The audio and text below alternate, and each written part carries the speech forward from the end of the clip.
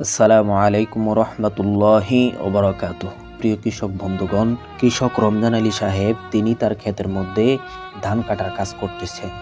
কয়েক বছর পূর্বে আমাদের এই গাজীপুরের মধ্যে জামালপুর থেকে অনেক কামলা এসে দিনমজুর এসে তারা ধান কেটে যাইতো, চুক্তিতে তারা ধান কাটতো।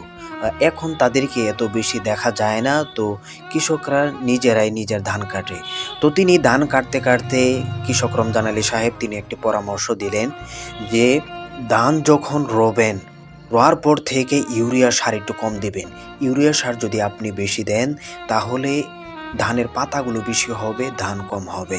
তো আপনারা যদি ইউরিয়া কম দেন তাহলে ধান বেশি হবে, পাতা কমে যাবে।